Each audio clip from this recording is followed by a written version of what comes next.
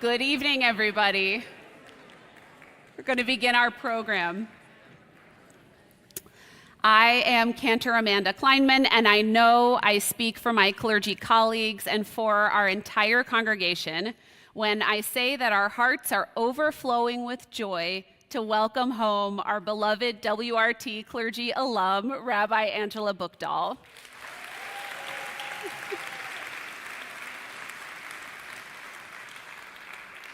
Tonight, Rabbi Buchdahl will join Rabbi Blake in a conversation about her book, Heart of a Stranger, published this past fall. The book is, of course, a testament to the immeasurable impact Rabbi Buchdahl has had throughout the Jewish world. But to bring things a little closer to home, it is also a testament to the hearts she touched right here in this community during her years in Scarsdale. From generations of parents and children in our Sharing Shabbat community, to hundreds of B'nai Mitzvah students and confirmands, to all of our regular Shabbat service goers whose souls were moved by her music, her wisdom, and her presence, to the Rosh Chodesh cohort she led so lovingly, a cohort which this year has truly delighted in reconnecting with Rabbi Buchdahl by reading her memoir together. It is with great joy that tonight we welcome Rabbi Buchdahl to reflect on her life and career with pride in our community, having been part of that journey from 1994 to 2006. Rabbi Buchdahl needs little introduction, but I will offer a few highlights.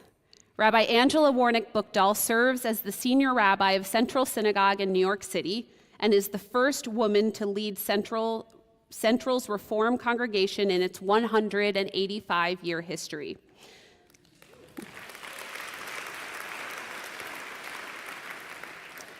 Rabbi Buchdahl first joined Central Synagogue as senior cantor in 2006. In 2014, she was chosen by the congregation to be senior rabbi. Rabbi Buchdahl was invested as a cantor in 1999 and also ordained as a rabbi in 2001 by the Hebrew Union College Jewish Institute of Religion in New York, where she was a Wexner Graduate Fellow. She earned a Bachelor of Arts in Religious Studies from Yale University in 1994. Born in Korea to a Jewish American father and a Korean Buddhist mother, Rabbi Buchdahl is the first Asian American to be ordained as a cantor or rabbi in North America. Prior to her service at Central Synagogue, Rabbi Buchdahl served as Associate Rabbi Cantor at Westchester Reform Temple in Scarsdale, New York. Rabbi Buchdahl has been nationally recognized for her innovations in leading worship, which draw large crowds both in the congregation's historic main sanctuary and via live stream and cable broadcast to viewers in more than 100 countries. Rabbi Buchdahl has been featured in dozens of news outlets, including The Today Show, NPR, and PBS, and was listed as one of Newsweek's America's 50 most influential rabbis. Rabbi Buchdahl's book, Heart of a Stranger, was released in October 2025 and became an instant New York Times bestseller. And we'd like to acknowledge as well Rabbi Buchdahl's literary agent, Susie Cohen, who helped to put this program together tonight.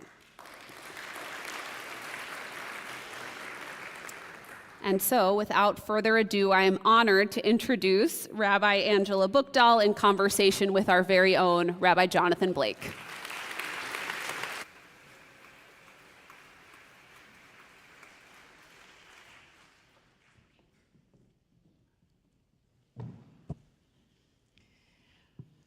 It is so nice to be back home here at WRT. I can't tell you. Looking around, I mean, I cannot believe it's been 20 years. The only way I can believe it is that my baby turned 21 and she was not walking when I left WRT. That's the only way I can believe it's been 20 years. And you all don't look older at all. You look great. And neither do we. Yeah, that's right. It's amazing. This does feel like old times. I feel like I want to say, please turn to page 586 and rise for Aleinu. Though we never led services together on this bima until you were already at Central. Yeah, I don't want to say it's more beautiful, but it is really stunning. It is more beautiful. It is beautiful. No, it's great. Ever since you left, it got more beautiful. We're so happy to have this time together. What a joyful night it is. And I mentioned to my friend, erstwhile classmate, colleague, teacher, mentor, that just a few days ago we also welcomed back to this bima Rabbi Judy Schindler, also a proud WRT alumna who started our Rosh Chodesh group. So it really feels like a time to affirm the lived meaning of Lidor Vador from generation to generation. So thank you for being part of the generations of our WRT family and the family of the Jewish people. You are the leader that these crazy times demands. So thank you. Thank you. And I'm very proud to have been raised by this community, because truly this was my first adult congregation, and I really do feel like you raised me, so thank you. Well, we're going to get there. I actually want to talk about your upbringing before your WRT upbringing. Okay.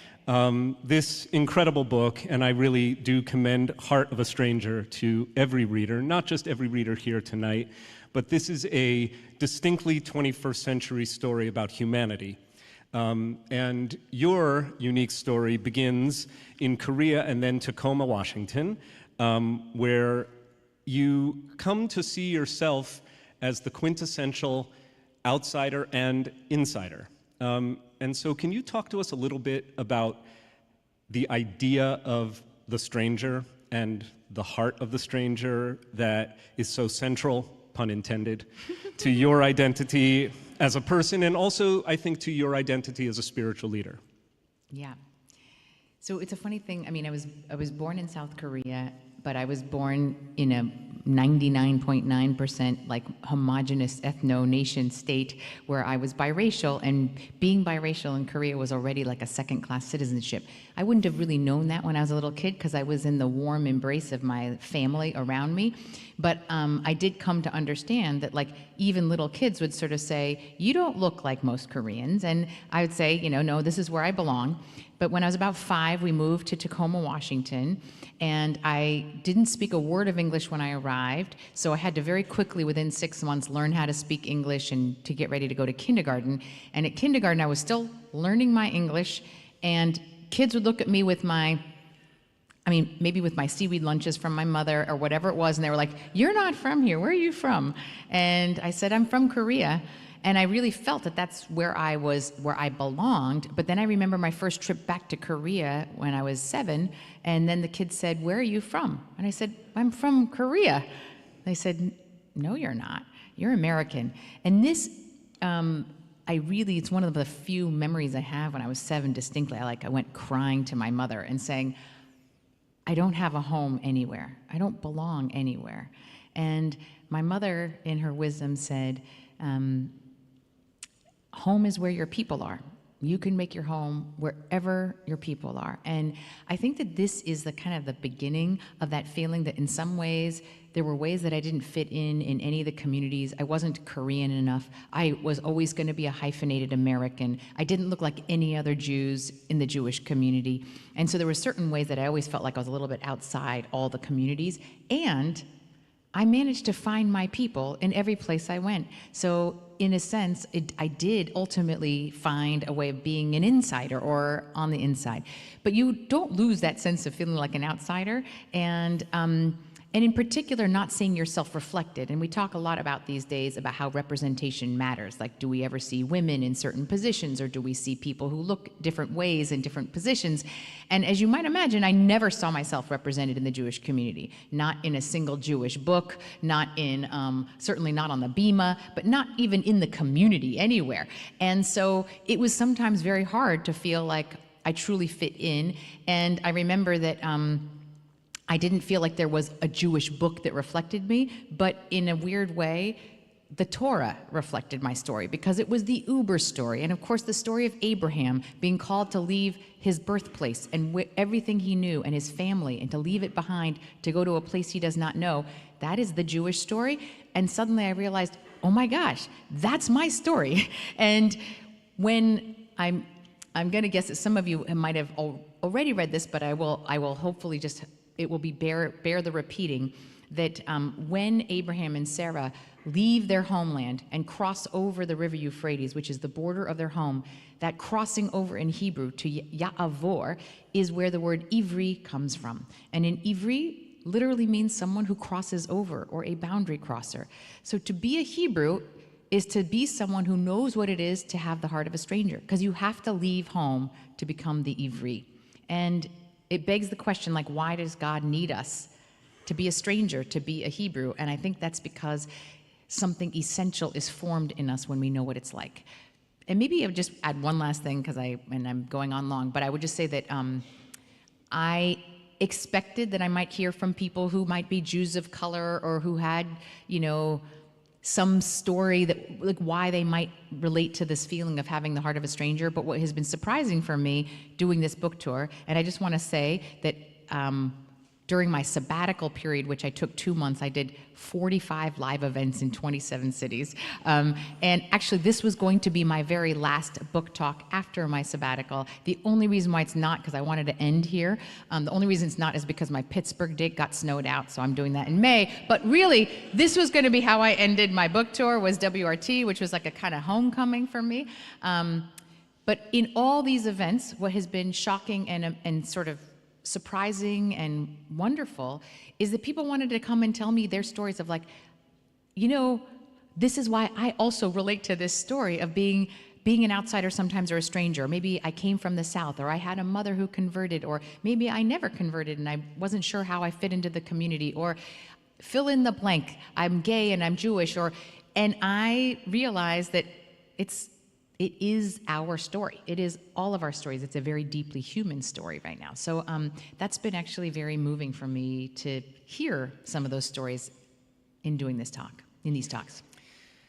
One of the most, for me, moving parts of the book were your descriptions of trundling way upstairs in your Tacoma home with your sister Gina, and inventing prayers and coming up with your own nighttime Shema ritual. And claiming your Jewish identity as your own. Can you talk a little bit more about what it was like growing up in your family with, as we heard in the introduction, a Korean Buddhist mother who always elected never to convert, and yet who was a full partner with your Jewish dad in creating a Jewish home and a Jewish family for you and your sister? What was it like coming into your Jewish identity in this environment?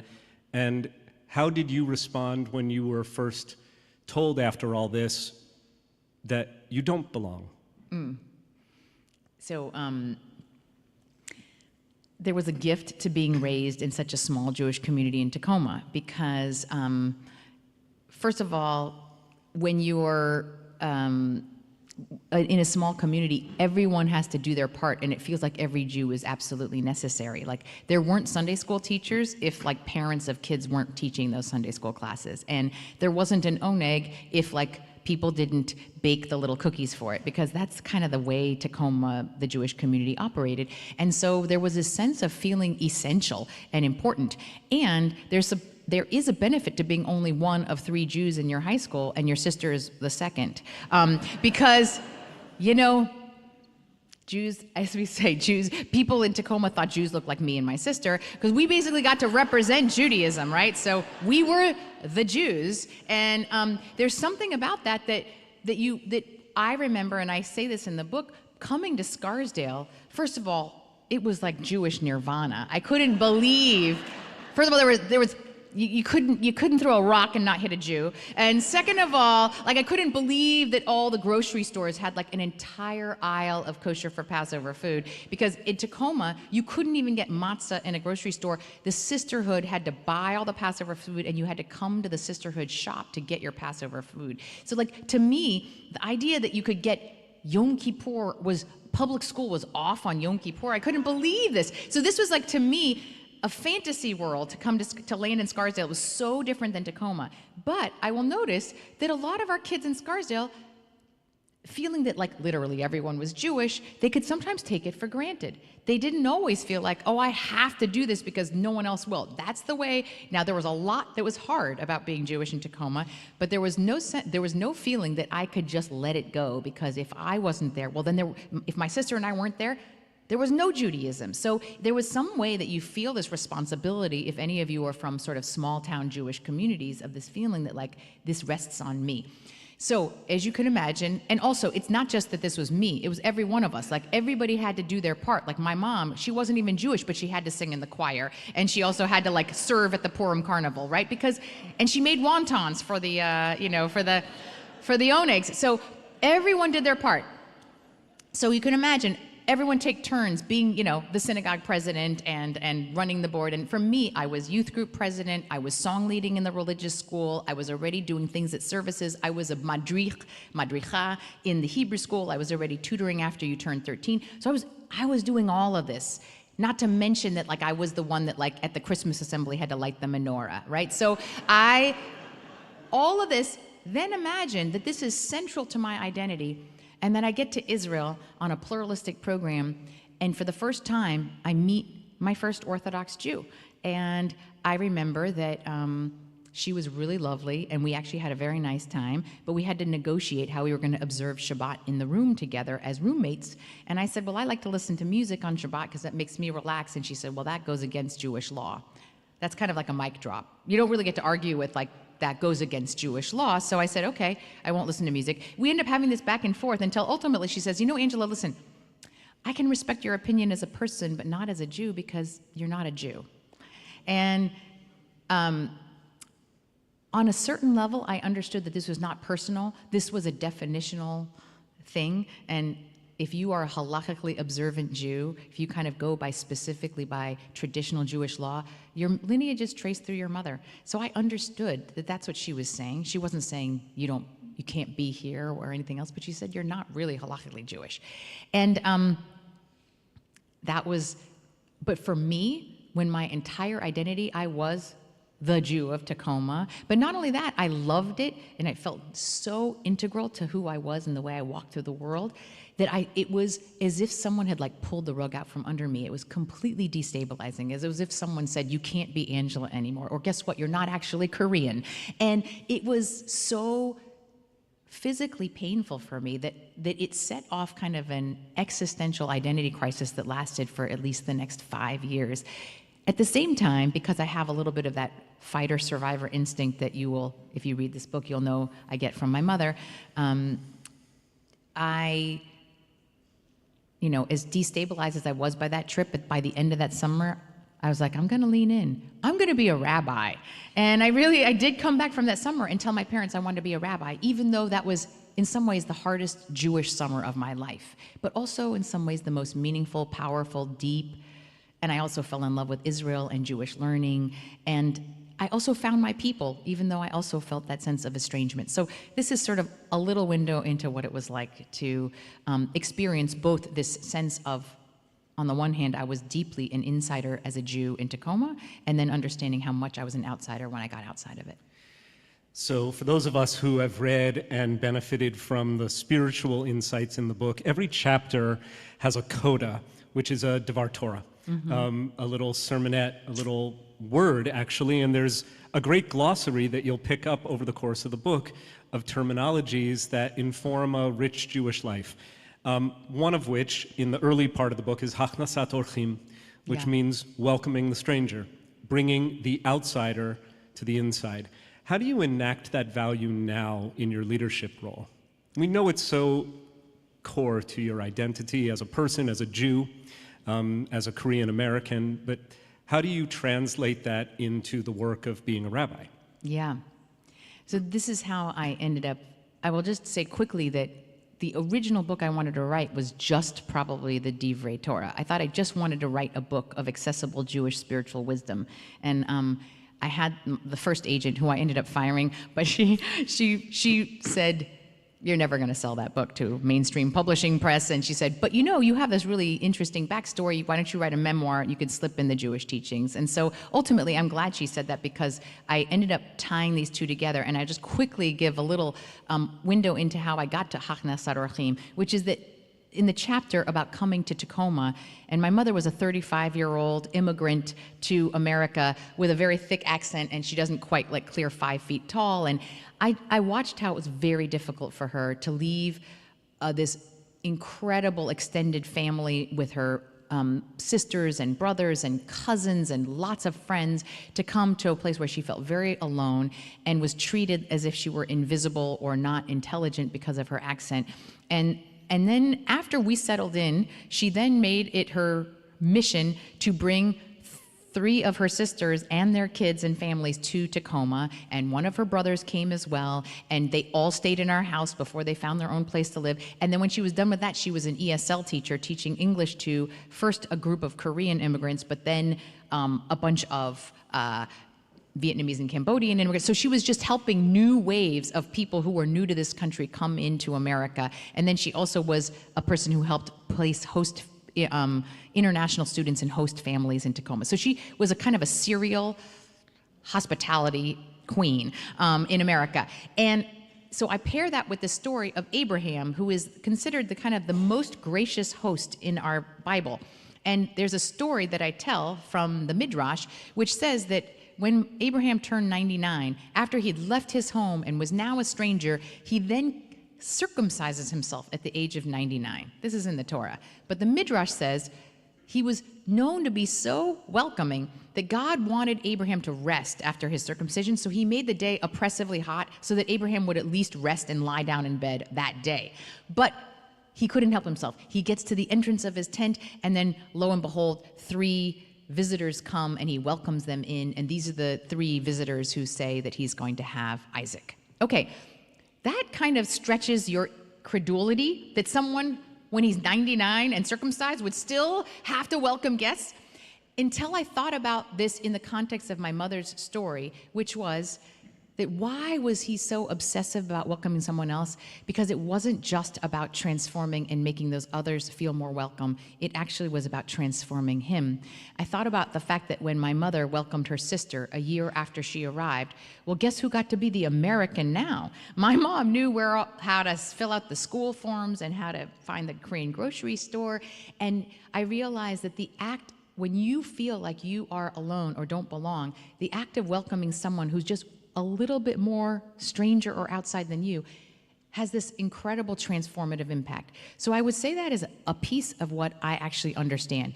I actually used to think that it was despite the fact that I was a woman and Korean and from Tacoma that I could ever work at a place like Central Synagogue. I now understand that I think it's precisely because of it. Because when I am leading services, and I'm not even sure I could have articulated this before, and I'm not sure I'm going to do a good job today, but I'm leading services without the presumption that the people who are walking in feel like they belong yet, because I know what it's like not to. Like, I don't presume that you all know the inside code, or you all have your Jewish geography, or you all know exactly where you are in the prayer book, or that you all think that you do enough on Shabbat, or keep kosher enough, or know where you are in the prayer book, or don't know how to read Hebrew, because the fact is, most of us don't. And I actually get that. And so there's a way that we're leading without the presumption that you feel that way yet. So we're going to have to work extra hard to make sure you do. And I think that when people say, oh, it feels very warm and welcoming when you're leading, that's like the translation of like my knowing what it's like not to belong and going out of my way to make sure that you feel that way. And also, I guess because I didn't always feel like I knew where I fit in, I do work to bring in the people that feel a little bit more outside than I did. And so maybe there's a certain way that that's been a part of my philosophy and worldview from the beginning. As I read that part of your book, I was thinking about how interesting and unlikely it might be that you and I have managed to thrive in very un-Tacoma-like environments like Scarsdale in New York City. Yeah. And maybe part of our success, I would just like to throw this out there, is because we also married people who have both insider and outsider eyes. In my case, the unlikely Rebbitzin named McCormick, whose journey in conservatory took her to the doors of Hebrew Union College as a Shabbat morning singer, where she fell in love with Judaism long before we fell in love with each other. And that prompted her to decide to convert. And then in your case, also an unlikely Jewish avatar, a kind of like product of hippie academics from Vermont, right? We have Jacob's sister here in the congregation, our beloved congregants, Sarah and Andrew, your in-laws.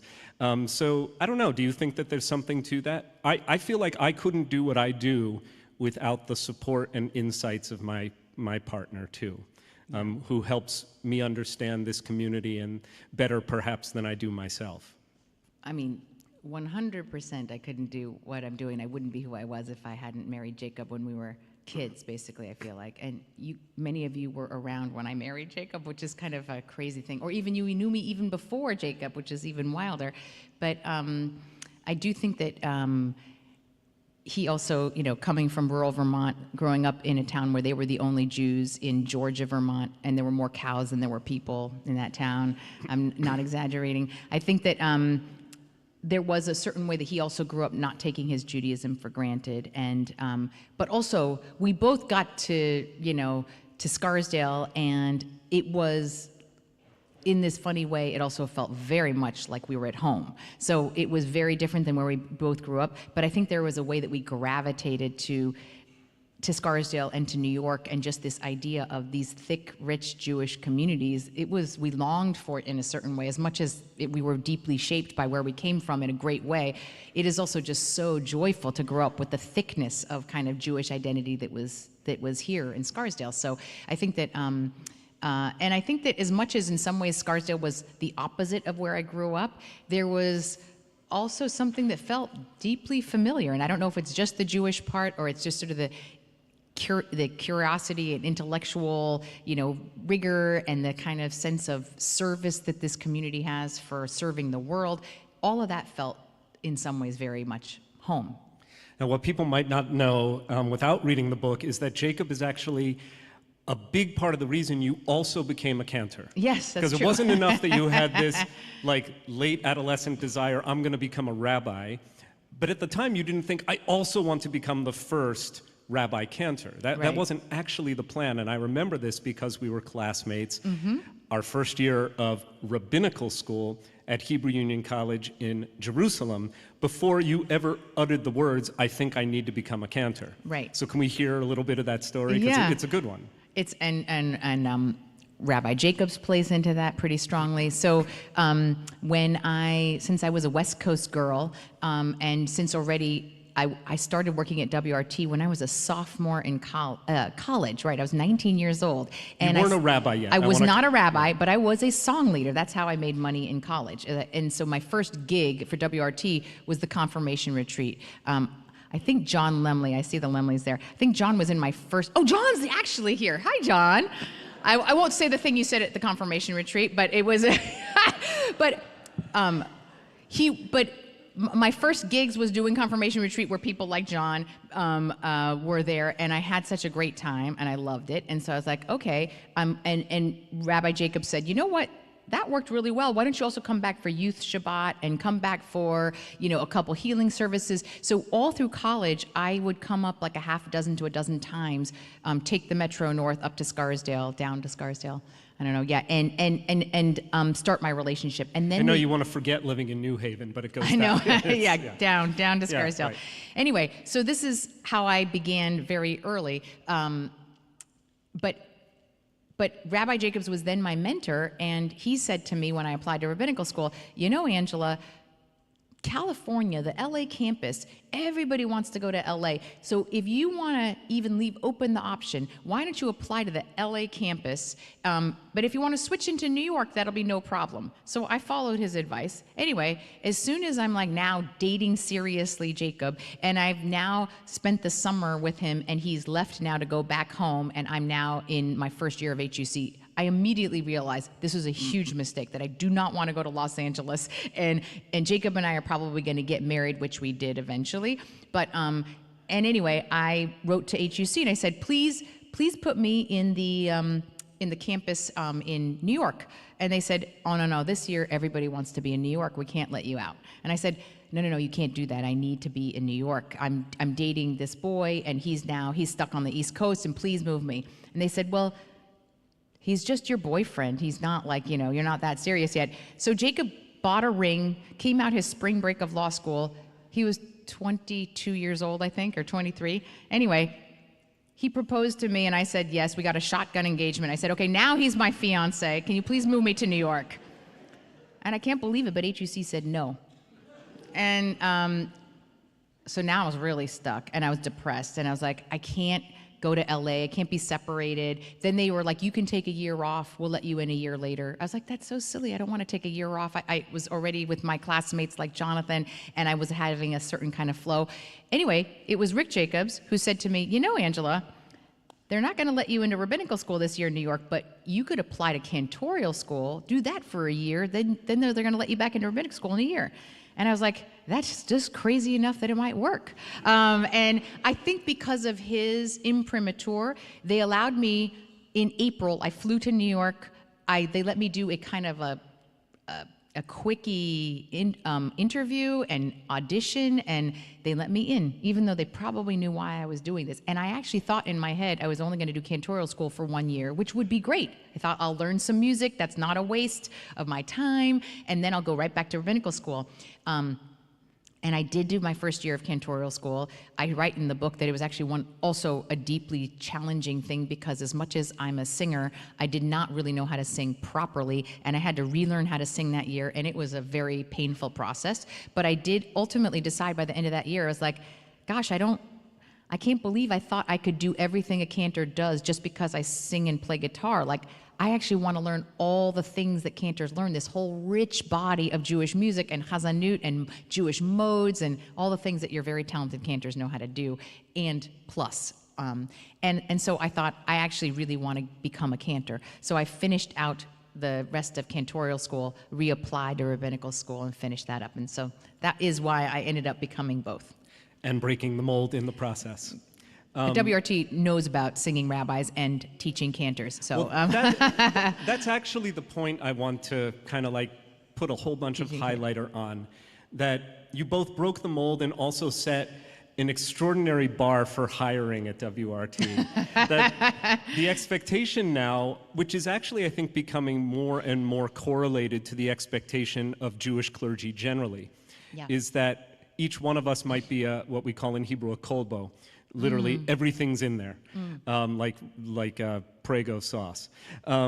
The idea being that I think you've helped us move beyond these binaries of cantors are just pretty voices on bimas, and rabbis teach the wisdom of the Jewish people and read page numbers, and never the twain shall meet.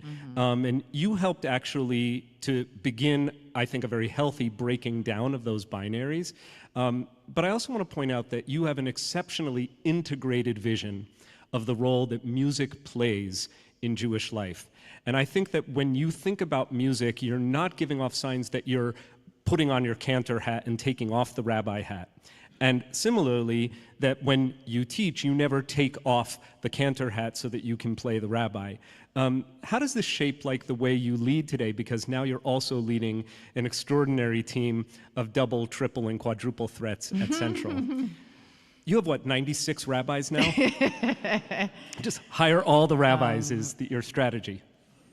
And cantors. Yeah. Well, I mean, I work with just extraordinary colleagues. I feel very, very lucky, like your team here. And I knew that, by the way, it wasn't really so easy for me to switch from, I think you might know that I was the cantor at Central Synagogue for the first 8 years that I was there, and then I'm in my 12th year as rabbi, so I'm marking my 20th year there now. And it wasn't very easy to sort of let go of the cantor piece. And even though I would say that I had wonderful cantors, I think it took a while for me, and I'm lucky that the cantors I work with now say, Angela, we wouldn't want you to stop singing. That is like obviously a piece of your spiritual leadership, and I do see it as deeply integrated. And part of what I think is important to remember, and I think that we're all thinking about this, is when I'm leading services, I don't think so much I'm just talking or leading music. I actually am thinking about how I'm feeling the energy of a room and harnessing the energy of a room. And I actually really think that cantors in particular are energy workers more than anything. And I even feel it when I'm speaking. I was actually just saying to Rabbi Blake and the clergy team before I came in that he said, did you ever have a bad book talk? And I said, well, actually, I had a book talk where I was in an auditorium where they completely blacked out the audience. Like I couldn't see at all. And it happened that my sister was at this talk because it was in Seattle, and she had just been with me in LA. And she said, Angela, that talk, you just seem so tense and not at all like comfortable or whatever else. And I was like, I didn't actually put it together. I was like, really? I did? And then I realized it was really weird to talk to a black wall because I couldn't get any feedback or energy back from people. Like, I'm looking at you, you're smiling at me, yeah, I recognize you, you're giving me feedback, but also I just feel the energy and the attention that I'm getting from a community, even when I'm just speaking. It's tenfold when I'm singing.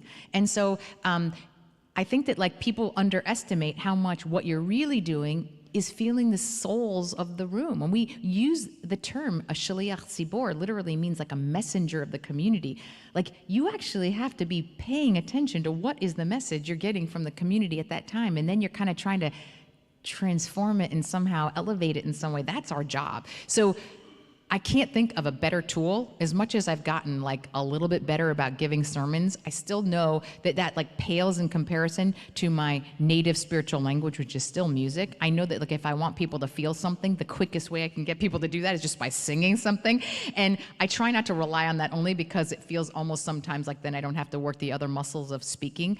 But I will say that like that is all of the tools that we have at our disposal we should be using when we're trying to actually create spiritual transcendence, which is what we're in it for. That's the business we're in. Yeah. And yeah. The awe business, I call it. The awe business. And it doesn't matter whether your title is rabbi or cantor, we all do all the things. And I love the fact that we do it in partnership as well. Yeah, with all of you. Yeah. With all of you. Mm-hmm. Many of the threads in your story point to a core conviction that I think you've developed as a leader, namely that Judaism makes claims on our lives at all times, not only when we're in the synagogue or in our homes making Shabbat dinner or Rosh Hashanah dinner, but also when we are involved in public. And that part of our lives that must interact with the public and that works for the benefit of a better world out there, outside the walls of the synagogue. So you talk, for instance, in one of your chapters about the time that you and I actually happened to descend on the Dallas airport in January of 2017. Mm-hmm. New president had just been inaugurated, and a ban on people from Muslim-majority countries had just become an executive order. And we landed at this airport, I think, for a large congregations meeting of the Union for Reform Judaism, not realizing we had just stepped into a protest involving thousands and thousands of people, including people who were seeking refuge from Muslim-majority countries and people who were there to provide pro bono legal services to help them. Can you share your views about Judaism and politics, and in particular, which, by the way, is just the word that means how we organize our public lives. Politics is the realm of how we do the work out there. That's literally what it means. It is the business of the polis, of the populace, of the public. In particular, how should we respond when members of our communities tell us that they don't want their rabbis talking politics? You've dealt with this a little bit. A little. It may happen. I think that there is a constant balance for rabbis between both needing to sometimes bring comfort and pastoral presence, and sometimes actually helping us to agitate, to work towards a better world, to work towards our best selves, and sometimes there has to be some balance of that. And I think that, we might categorize some of our role as like in the priestly role or the prophetic role. And the priestly role being the person who's like, the priest, their job is to not only care for the people, but also to go outside the camp and bring those who are most marginal in and all of that. The prophets, I don't know if you ever really paid attention to this, but the prophets, their work was essential and important. Most of them didn't have a lot of friends when they were being prophets. It's very hard because you're often telling people what they're not doing enough of, or how we're failing what God wants from us. And I think that there's constantly some of that tension as rabbis in terms of how much we're supposed to do of both of those. And I think that there has to be some humility when we talk about politics, and especially as rabbis, I think that my expertise is not politics, my expertise is Judaism, and yet there are moral issues that get played out in the political realm, as you said, that Judaism has something to say about. At the same time, that I think that saying anything like Judaism says is a hard thing to say without some humility, because as we know, there's a way of probably finding proof text for many, many different ways of seeing how Judaism might see something. So I think that part of what we want to do is, with as much integrity as we can, and we have some tools for this from our Jewish tradition, we want to present, I think, Jewish ways of seeing something and how they might impact the way we make political decisions. And then I think in many ways, we leave it to with the respect and dignity of our congregation to also then make the choices they need to make. So I am all for talking about issues that play out in the moral realm with Jewish texts and Jewish ideas, but then I would never say, and therefore you must vote for this person because of that. Because that to me is not giving respect to your decision ultimately to make certain decisions, but it certainly is about talking about the Jewish issues. Let's see. So some of the tools I would say, I think you know this, but Judaism, to our benefit, has never had like one titular head. We've never had a pope. That's a good thing. Although that does mean that, as you know, 2 Jews, 3 opinions and more. And it means that as long as there have been Jews, there have been denominations or factions of Jews. From like biblical times, like temple times, we had the Pharisees, the Sadducees, the Essenes, the Zealots. They all fought with each other. And I think that even when we got to rabbinic Judaism, you never got to have one way of being Jewish. You would always have at least a pair of rabbinic houses like Hillel and Shammai, and they would almost always be in disagreement with each other. So there is something built in about being able to see Judaism from different perspectives, and that's important. And in some ways, I think that our communities, and I would count WRT as similar to Central Synagogue in this way, in that I think that we are blessedly, ideologically, and politically, and otherwise diverse. And I think that the reason why I say that is blessedly, because it doesn't necessarily make our jobs easier. I say blessedly because I think that it makes me a more intellectually honest rabbi, that I have people with very different perspectives in my ear that I'm speaking to. I think that it makes me actually consider and reconsider opinions over and over again. It makes me dig deeper. And anytime I'm going to talk about something political, I will not only present where I think the Jewish tradition leads me to, but I will present with as much respect and the best articulation I can possibly muster of the side that I don't agree with as well, the minority opinion, which is also, by the way the rabbis do it in the Talmud. Like, share the minority opinion first, and then also share the other opinion. And that's really important, so that there can be a way that, like, we might disagree, but I can actually see why a good person might think very differently about this. So I think that there are ways of talking about politics that can be respectful of the diversity of the community. That doesn't mean that I'll never share my opinion about things and also share it with some proof texts that I bring from the Jewish tradition, but I hope I do that with enough humility that people understand that that each one of us still brings our own subjective life experiences to the way we read any text. As I put in the book, Rabbi David Ellenson of blessed memory, he said, all theology is autobiographical. And that is like in some ways part of the way I think about the whole memoir. But the way you're going to read your Judaism is going to be impacted by what you've lived through, what you've struggled with, what your pains are. And I think that we could all have a little more humility to listen to each other's pains and sufferings and fears, which will help us understand why we're each in different places. So speaking of which, let's talk about Zoran Mamdani. I was looking forward to that part. Okay. Yeah, I'm sure you were. Can we talk about how it has been to navigate this very sensitive issue that has activated the Jewish community of New York like none other in recent memory, at least from what I can perceive from way out here in the burbs? What do you think? I mean, I'll be honest, it was a very painful and hard chapter for our community and for, I think, the New York Jewish community. And I'm sure you're not far from New York. I'm sure you felt it here too, and it actually reverberated out into the larger Jewish community. What I'd say that I think is really hard about this time that we're in, when I say that it's important for us to have ideologically diverse communities, one of the reasons why I think it's so important is if you only are in your ideological monoculture or your ideological bubble, not only do you stop listening to the other side or stop believing or thinking what they say is reasonable, you actually start to think that that other side is, you can demonize that other side. You can actually think that they're not just wrong, they're actually immoral. They're not just wrong, they're actually an existential threat to my safety. That's the position we're in right now most of the time with people who are on the ends of the spectrum. So what's been really hard is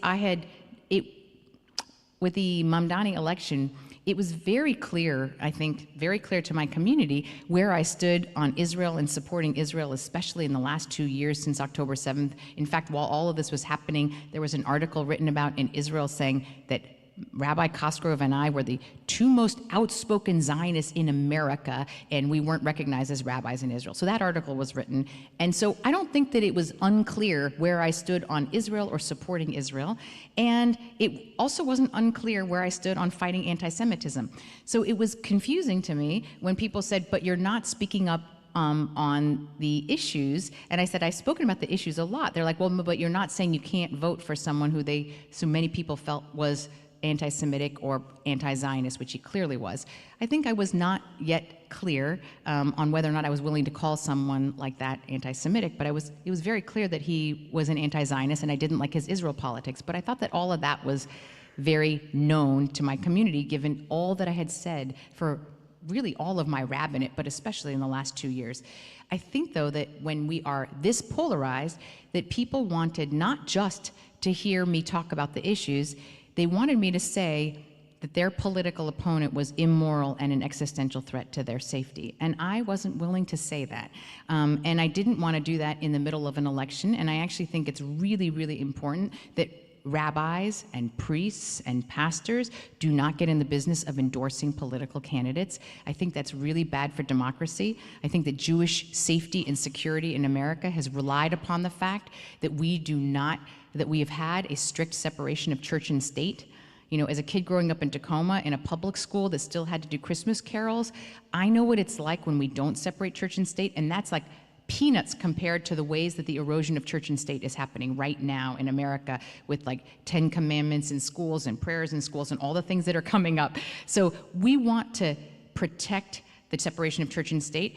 Also, it's not hard to imagine that if you start to have rabbis that can endorse candidates, imagine that someone could come to me and say, Rabbi, I'll give you $100,000 if you will endorse this candidate.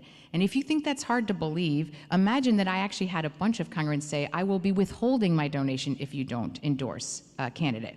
So people, if they understand that rabbis can be influenced this way, I think that that's very bad for Judaism as well. And if you think that's not already happening, think about what's happening in some of these deep pockets of Williamsburg where rabbis are telling their congregants how to vote and trading them for favors on their yeshivas. So I just think that this is not something that we should be doing. We should not have clergy. It's still against the law, by the way, but even if it wasn't against the law, it's bad for our Judaism and it's bad for democracy, and of course it's also was bad for Central Synagogue. So I was very firm that I wasn't going to endorse or denounce, do that with a candidate in this particular election. But I still think that it's important that at some point, I ultimately had to come back from my sabbatical, and I gave a sermon because I could feel that my community was roiling in this way that was deeply painful, and I actually framed it as almost like a family emergency, and I'm used to coming back from vacation sometimes for a family emergency, as you've done, and that's what it felt like. It felt like, and I love my congregation, and I could feel that I had to be there, and so I came back the Friday before elections. I gave a sermon in which it was clear that I needed to say out loud some of the things that were not okay, but I also still wanted to frame that our community could vote differently and we could still be a community. In fact, we needed to be. And I just shared one example of why it might be, not just might be, but is Jewish. So I shared the fact, this is a teaching from Yossi Klein Halevi, that there are Purim and Pesach Jews out there. And if you are a Purim Jew, you are driven by the Jewish memory that we were slaves in Egypt and therefore do not oppress a stranger. And your primary Jewish memory tells you that it's all about justice and fairness and universal values and this is the most important thing. If you are a Purim Jew, you are driven by the memory of remember Amalek. In other words, in every generation, there is an enemy that is out to destroy us. And if that is your primary memory, then you're going to be driven by this sense of vigilance and self-protection. And if you don't take care of our own Jews, then who's going to take care of us? These are two essential memories. As you might imagine, if you were more of a Purim Jew, you might guess who you might vote for. And if you were more of a Pesach Jew, I can imagine who you might vote for. And I know I had people voting across the spectrum in my congregation. And I guess what I wanted to be really clear about is that I can tell you what I think about particular issues, but you might be driven by one of those Jewish memories, and it might cause you to decide to vote in one way or another. And I could see why there's Jewish values that drive each of those, even as there might be certain things I don't like about a particular candidate. So this is a little window into the election piece. For some reason, a lot got said about the fact that I didn't sign a letter, and I just made a decision 3 years ago that I was signing no letters because the blessing of being at Central has been that the platform has gotten so big with live streaming and everything else that if I sign a letter, every time I signed a letter in the last few years, people would like pull out my name, put my picture on the front of the article in the Jewish paper, and make this issue as if it was about me. And I just decided that wasn't, I was being used and manipulated in ways I didn't want my name to be used or Central's name to be used. And so I just stopped signing letters. That was just simply the way I decided on that. But it became a really, really painful issue in the Jewish community. And I guess the last thing I just want to say is that what ended up being very painful is that I think that if you really dig down beneath the fear and the upset, because there were really things to be worried about and things to be upset about, and I don't want to discount that, I shared a lot of those fears. But is how much Jews who weren't that far apart in what they wanted for the Jewish world were fighting against each other and pitting themselves against each other, as opposed to just fighting this much larger issue that we've got to worry about in terms of those who really want to undermine our community and do not want to support Israel in any way as well on top of that. So I think that this is what I want us to focus on as a Jewish community, because we're going to have more fights ahead. You think? Mm-hmm. Let's talk about the most important chapter in the book, and possibly in your life, the WRT years. I was waiting for when we get to that. You and I overlapped here from 2003 to 2006. Rabbi Jacobs and you are the main reasons that I was so excited to accept an invitation to come to this congregation. And then, lo and behold, I found out that the congregation was every bit the equal of its leaders. Just an incredible community to be part of. What did you learn here that could only have been learned at WRT, at least in your development? And what did you have to leave in order to learn? Oh, that's such a good question, Jonathan. Thank you. What could only be learned by coming here, and what could only be learned by leaving here? So I also came here because of Rabbi Rick Jacobs, and I would say that one of the things that he, as a person who I think you all know was a modern dancer first, is he really understood and is a master of understanding how to create Jewish ritual that transforms. And so I felt like I was learning at the feet of a master, watching him kind of create healing services when that was a new thing, creating sharing Shabbat, which I obviously got to take a part in, but creating like kinds of communities and understanding. He would also just do things like, I know this sounds kind of crazy, but like when he had the flair for the dramatic in the best way, as you know. And I remember when the first time I did a Havdalah with him, and he took the candle, he like, in his dramatic flair, sort of like a dancer. And then he took and he put slowly the flame into the thing so that it would just sizzle slowly. And then you just kind of felt this, and I was like, wow. I was like, that was something. I was really paying attention to that. And so there was something about like how he just understood like the smell, the look, the color, the movement, all of that mattered. And I would say that if I have learned, if I get to even do an ounce of that now, that was what I learned in some ways here from him.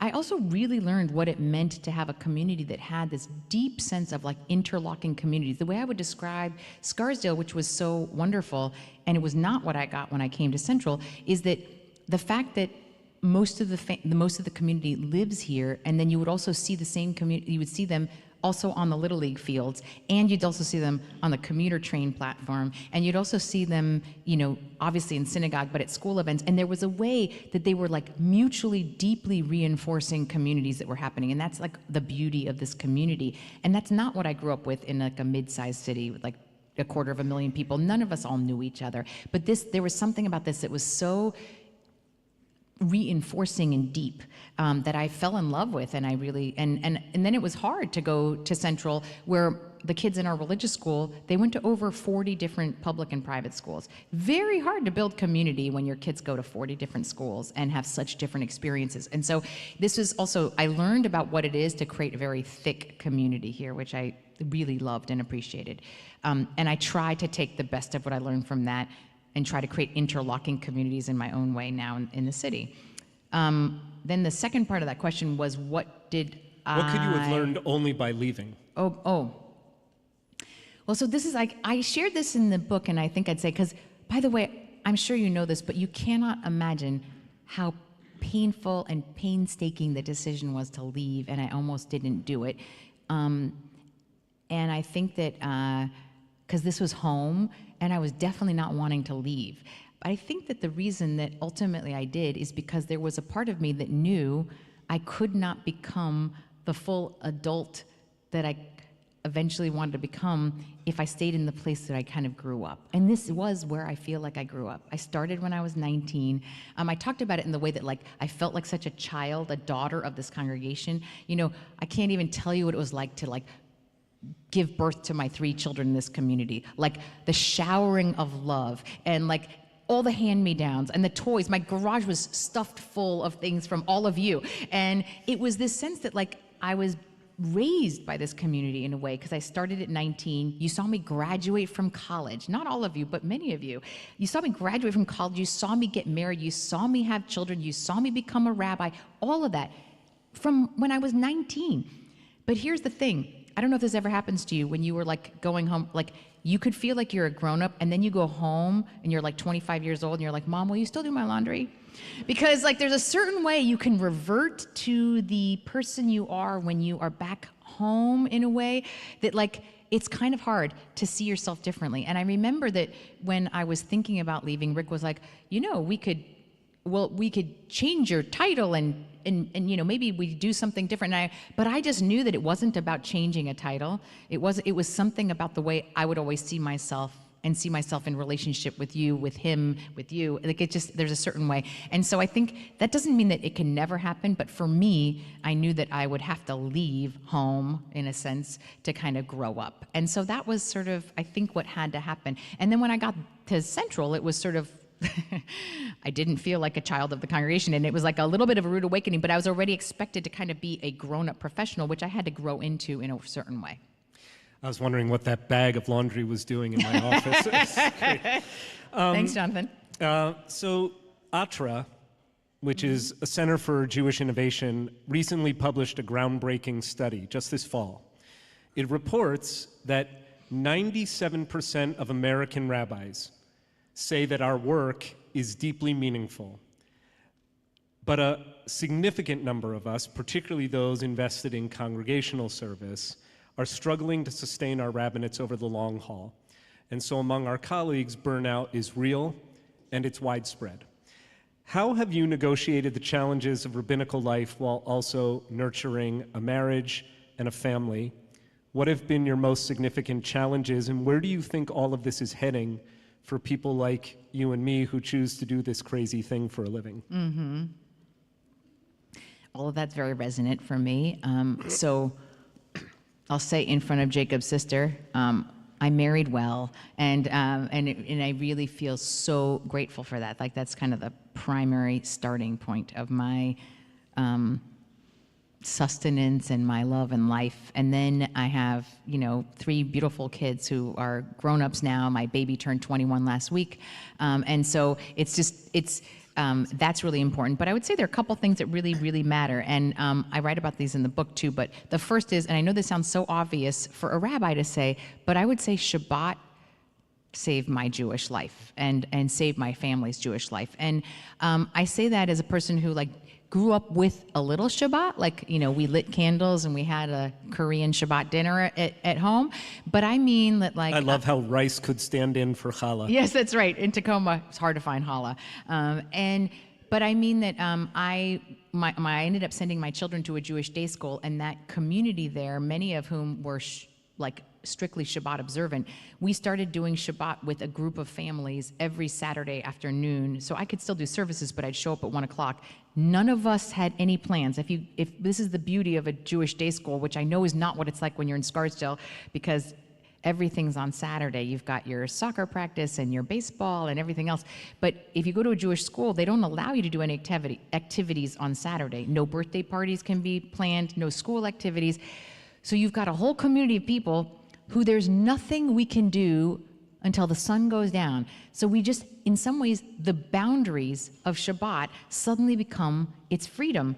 And so we would just sit at our Shabbat table, and we would sit and talk for 4 or 5 hours. Our kids, none of whom was on the phone, would go like in the back and play board games, or like play ping pong, or like just lie on the bed together and just do nothing. It was like this super analog, like of old school kind of way of being.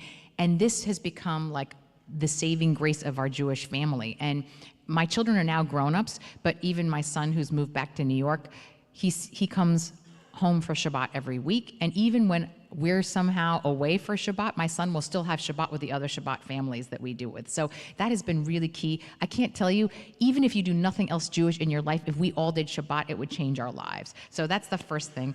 The second thing I would just say is that, like, I feel like I have a little crew of deep female friends that have been sort of my brain trust, and that's been so deeply important. And like cultivating friendships and making sure that they are, like, we really give them oxygen, key.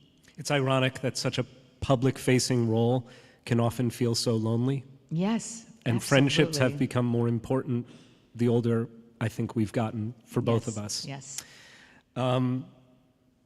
Okay, I have 2 more prepared questions, and then there's a lightning round. Oh, okay. Okay. So I remember watching the Colleyville, Texas hostage crisis unfolding on television while I was on sabbatical on the West Coast in February of 22. Can you give us a window, as you do in the book, into what it was like to be on one end of this horrifying ordeal, and what it means for you today, especially what it means for all of us today? I don't know how to say this. Have you ever had a moment in your life where, like, things are going on and you almost feel like, am I in a movie? This can't be real. This is so surreal. But getting this phone call, which was transcribed on my phone, I didn't know Rabbi Charlie Citron Walker when he called, but he said he was from this synagogue. He said there was a gunman there and that he wanted to speak to me.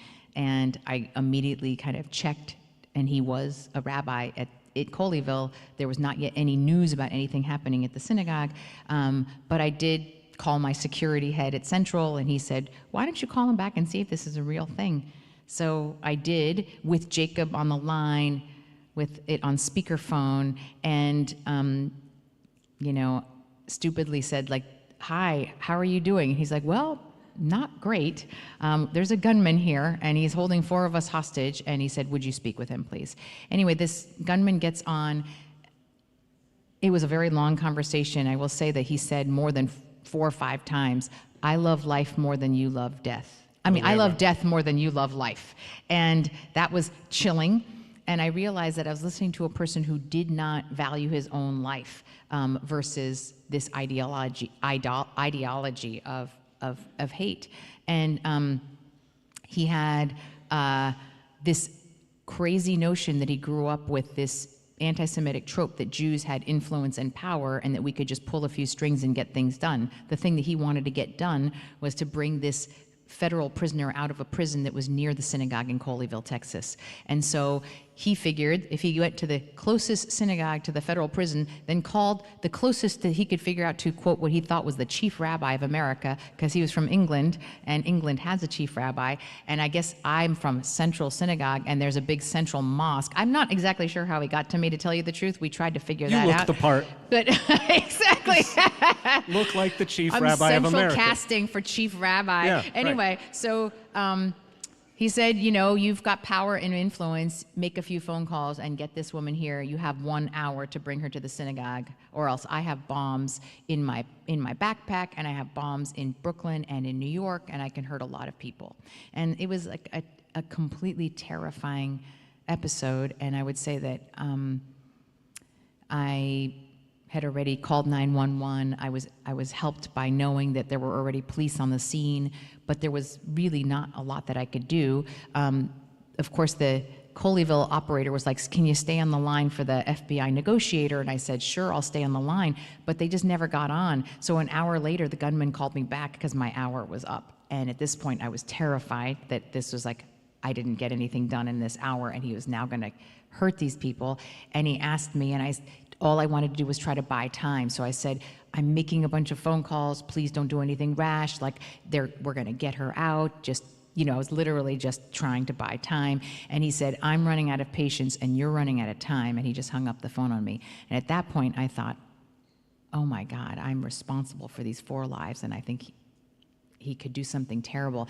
I felt completely responsible and utterly powerless at the same time. And it was a terrifying experience. And anyway, I didn't have any more information than any of you did watching the TV at that point. At some point, the FBI did actually come to, like, a team of 8 people came and had this whole long conversation with me, and they stayed with me, but they weren't giving me any more information.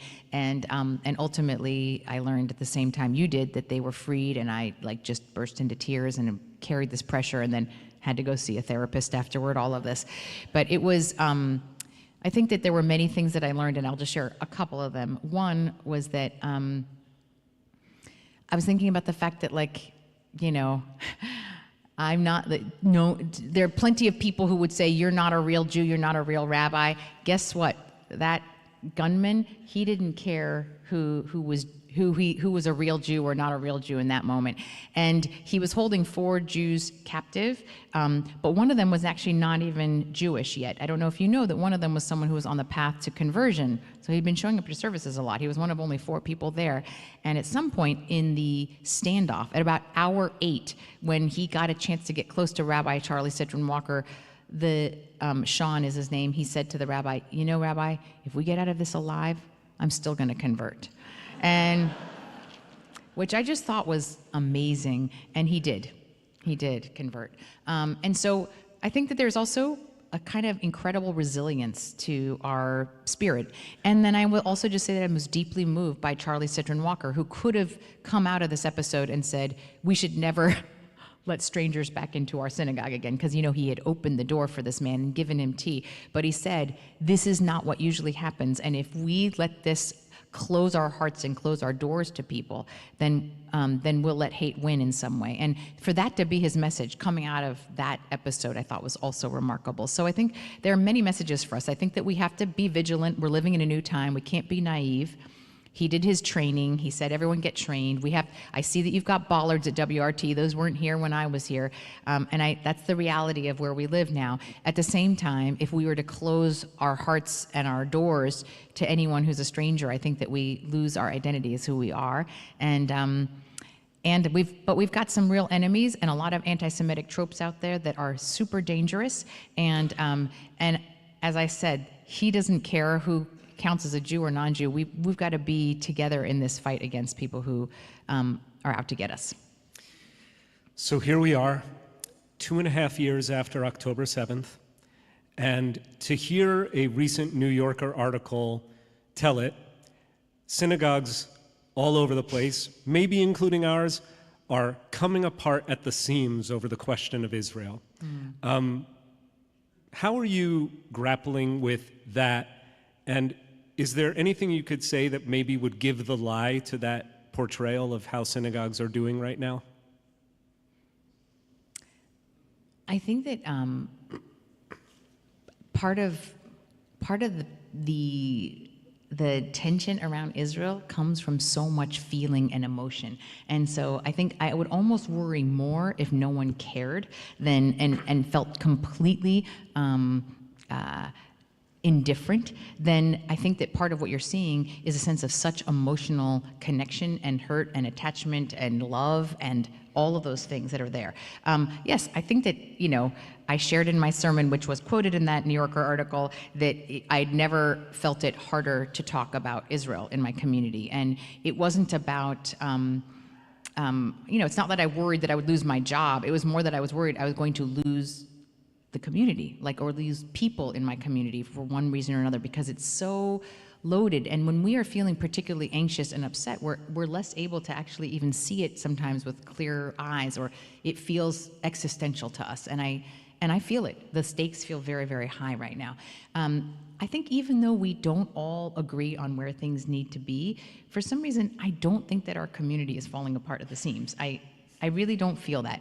And I think part of it is because at the core, we are not a political entity. We are a spiritual community, and we're still taking care of each other. And I will say that I have someone who is one of my most conservative members. He serves in this coming home program for people who are returning from prison and trying to integrate back into society. He and I don't agree on a lot of things, but I would say that because he does this work and he's with people who are maybe coming from a more liberal part of the spectrum, they don't agree, they wouldn't vote the same way, but they see each other as good human beings. And that is so essential, so that it doesn't have to be that we all have to decide that we agree on where we are in Israel. When do we all have to agree as Jews to be able to be in community? But we have to be decent to each other. We have to actually understand that ultimately this is not just gonna be about how we feel about some political issue or another. We're serving something higher. And that's part of what we get to do. That's the privilege of a spiritual, religious community, is we're serving something bigger than ourselves. And when we get to do that together, when we're serving a meal for someone who's in need, or we're able to pray together and sing and lift our voices, support other communities in need, help each other when someone is ill, all of those things, just the kindness and humanity of it, it transcends the differences. And we need to be reminded of that in America, that we actually can transcend our differences with sort of just human contact and kindness. And it doesn't paper that over. We can still disagree. Jews will always disagree. I think that's okay. But if we can keep at the core our caring community, I think that we will stay not only intact, but we will be a model for what America needs. So now we get to the lightning round. Okay, good. You've given me so many easy questions, Jonathan. Right, this is just layup after layup tonight. Okay. And I want to advise the congregation that you've seen none of our questions before tonight. Right, that's Even right. the Mamdani one. Yep. Okay, all right. He said, is anything off limits? I should have said yes. Yeah, but that's right. okay. Okay. Where and when did we first meet? First day in Israel? Oh, I'm so disappointed. All right, so here's the story. It's our first day in Israel. Yeah. It was the first week of July, 1995. Okay. You prepared for this. Okay, go ahead. It's my brain. Okay, so we spot each other from across the plaza, the beautiful plaza, the Moshe Safdie campus of the Hebrew Union College in Jerusalem. And we do what a bunch of other students are doing who all know each other from the Jewish camp world or the Jewish Song Leaders Network. But I didn't come to HUC from that path. And yet you and I had this moment of recognition, and I'm like, I definitely know this Asian American student. And we played a little Jewish geography, and it took us forever to hit on the answer. We met a year and a half earlier, in February of 1994, facing off in rival a cappella groups. Oh, no. At the Northampton New England Regional Silver Cord Bowl. Oh, my God, the Silver Cord Bowl. Where the It was Amherst... like Glee in real life, Yeah, but we weren't as good. Okay. No, or as good looking. Where the Amherst College Zumbis, my all-male a cappella group, tied for first with Yale Mixed Company, of which you were the music director. Oh, my gosh. I even so remember that you sang the Taco Bell Canon. Do I have that right? Yeah, that is crazy, Jonathan. Okay, so that's how we first met as a cappella nerds as undergraduates. Okay, let's see if you can get the next one right. All right. We are all very impressed with Central Synagogue's elaborate Purim spiels. Oh. Wicked, K-pop demon hunters this year. The costumes alone cost more than WRT's entire budget for the year. Oh, stop. Never mind. Okay, what I really want to talk about is where it all began, which is, of course, where you learn to do a Purim spiel, your legendary appearances in the annual WRT Purim spiel. Oh, I know where this is going. Which famous real-life character are you still remembered for playing, and how did you arrive at your uncanny talent for mimicry? I was Julia Child. Right. I would basically, the whole thing was just a shtick so I could put flour in my hair and crack eggs on my head, and that's really what I did, but I don't really sound like her. Yeah, we're gonna, we have cash money on a replay of that tonight. That's excellent. All right, good. All right, another layup here. What teenage student, now a pillar of our WRT parent community, raising his family at the temple, stole your guitar and hid it in a bathroom at a confirmation retreat at Eisner Camp? Was that John Lemley? It was John Yes! He's really grown up to be such a fine boy. Lemley. No, I mean, in the definition of somebody who has like gone down the Mensch highway. Yeah. And he had the long way to travel on that highway, but outstanding. By the way, my favorite, I wasn't at that retreat, but I remember, I think it was the confirmation retreat in 2005. You and I were, but was that a year you were pregnant? Yeah. Oh, okay, Yeah, you were yeah. there. 2005, you were Rose. pregnant every year that I was here. Pretty much. I remember that we were doing Havdalah late at night on the Saturday of the retreat, and we're in one of the old buildings at Eisner with very low ceilings, a Kivi Kaplan. And I brought like the ginormo Havdalah candle, and it set off the fire alarm. Oh, I remember that, yes. Do you remember how you solved the problem? This was the moment I realized that Angela is magical. So you can imagine that it's 10:30 at night. We had 45 kids in this class. It was huge. And they were just running wild because the alarms are blaring, the lights went out, the sprinklers started, right, in Kivi Kaplan. You had just the self-awareness and the incredible grace to start strumming your guitar, lead us out of the building, and do a Hora to Miriam song. And I said, now that's a rabbi. Right, okay. Thank you. All right. I don't remember that at all. That's so Is nice. great. Okay, so last question. Speaking of which, I swore to our congregation that we wouldn't let you leave without asking if you would sing. Oh, okay. Will you sing tonight? Oh, if you insist, twist my arm. Okay. Okay. So actually would love to sing one thing, and then I would actually really want to sing with the team, because that was part of the joy of singing here, was that there was multiple voices to sing with, but the first thing I will sing is what I kind of have ended all my book talks with, which is just a short story. I end the book, essentially ends with going back to Korea with my mother for her 80th birthday and my daughter, and she was 18 at the time, and we ended up going to a Buddhist temple that my mother had been at when she was young, when she was 20 years old, and we went back. It's near her hometown. We went for a 3-day meditation retreat. At some point, like, my aunt, who was also with us, like, was bragging to the monk, my niece, she's a rabbi in New York, she's met the president. And the monk was like, I've never met a Jew before. And so he said, would you tell us a little bit about Judaism? And so it's for this retreat group, and my mom is actually translating into Korean for me, and I'm telling the story of Abraham leaving his home, and that the beginning of the Jewish people is with this sense of leaving and trying to follow a call to be a blessing. And I said that as I'm telling this story, I can feel that, like, my mother is sort of tearing up, and because I'm not just telling my story, I'm telling her story also. She had to leave her birthplace and homeland in many ways to create the family that she wanted to have, and it's also my story as well. And so afterward, he says, okay, will you sing us a Hebrew prayer? And I could have done something in Hebrew, but I actually chose this one, which is not a typical Hebrew prayer, but it is written by 2 Jews, so I think it counts as being a Jewish prayer. And it is, it captures a Jewish community that knows what it is to have the heart of a stranger, always looking for home and belonging. And as we know, there's no place like home. So this is the song that I sang to the group afterward, and I think that it is, as Tablet Magazine called it, the most beautiful exilic prayer ever set to music. So it's a song of the Jewish heart of exile.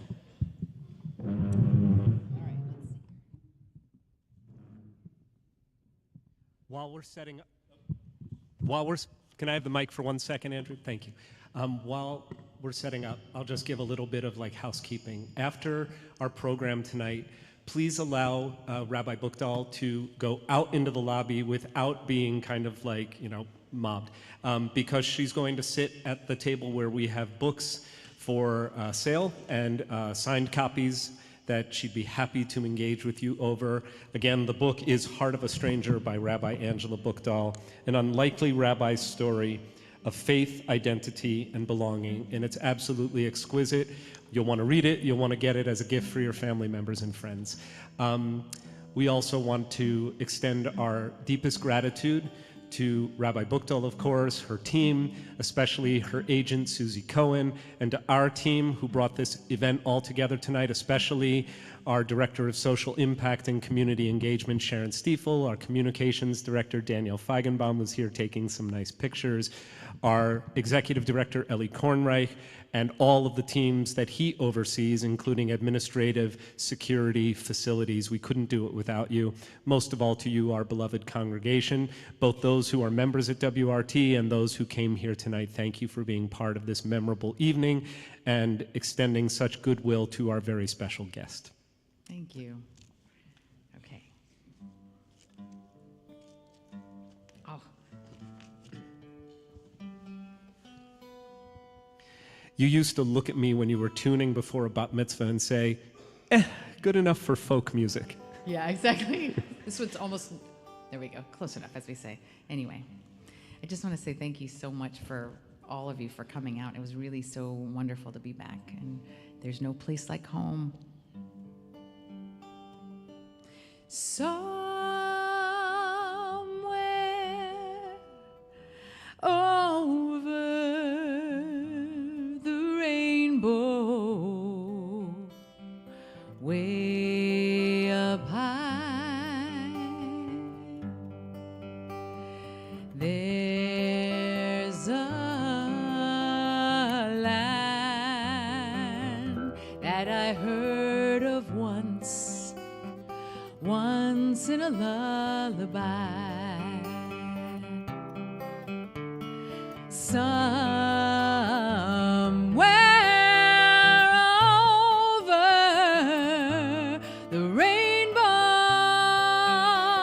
skies are blue, and the dreams that you dare to dream really do come true.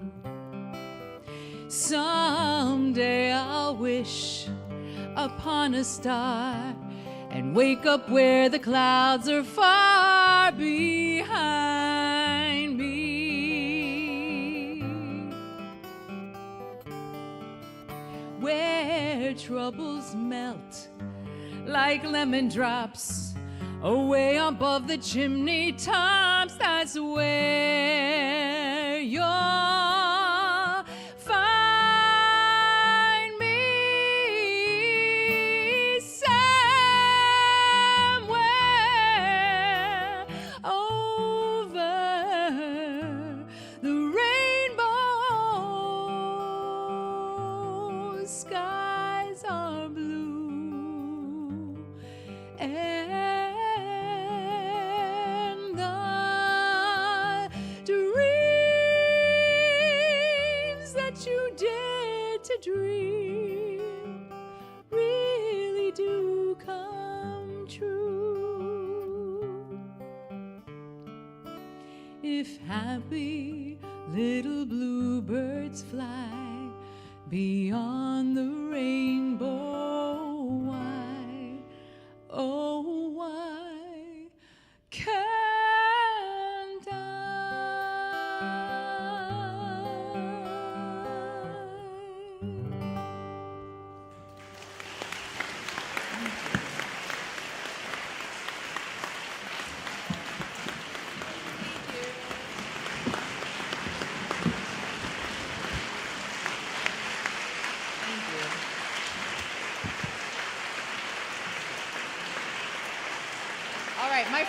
come up so we can sing.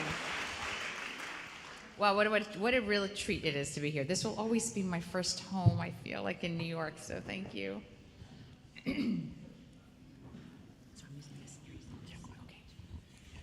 Two mic?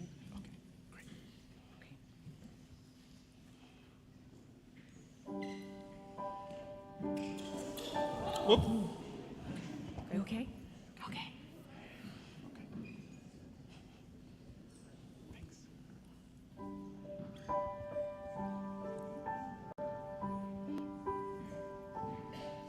אלוהי נצור לשוני מרע ושפתיי מדבר מרמה ולמקללי נפשי תדום ונפשי כעפר לכל תהיה אלוהי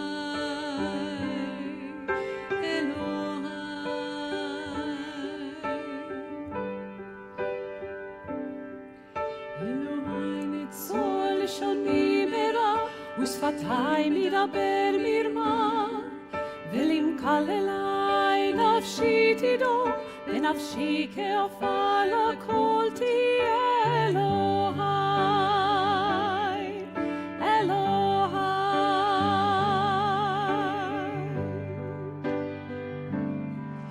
אלוהי נצור לשוני מרע ושפתיי מדבר מרמה ולמקללי נפשי תדום ונפשי כעפר לכל תהיה אלוהי אלוהי בתוך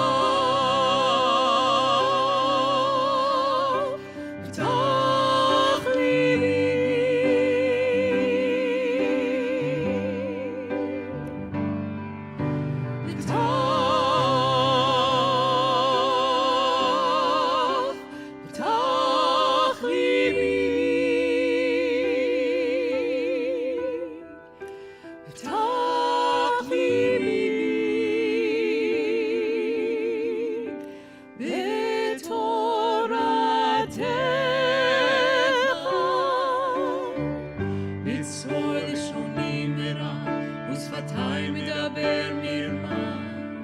ולמקללי נפשי תדום ונפשי כעפר לכל תהיה אלוהי אלוהי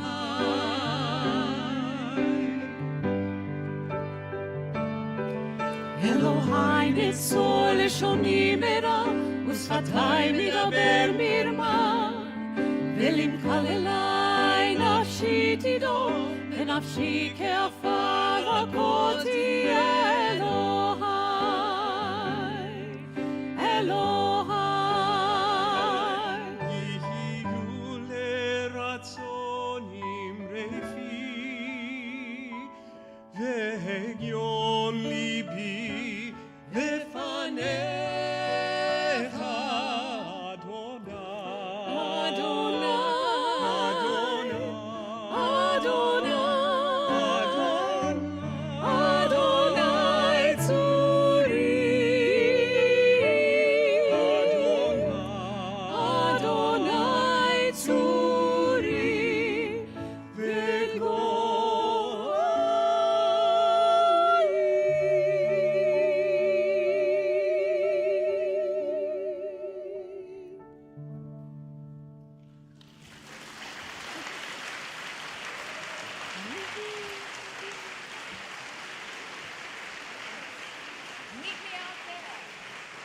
We're going to allow for our team to bring our friend Angela out into the hall. More good singing coming up. WRT's spring celebration is Thursday evening, April 30th. That's 2 weeks from tomorrow night. It's our biggest fundraiser of the year, but it's also a fundraiser and a friend raiser. It's a wonderful time to come together with our congregation, and this year we celebrate the arrival of WRT Sings, a whole new album of the music that makes WRT what it is, engineered by our dear Andrew Yanchishin, our sound and AV tech, who's sitting back there, and masterminded by our own Cantor Kleinman and the incredible team of musicians and supporting staff whom she's cultivated. So it's going to be a great night. Come join us April 30th. Let's go out there. Thank you.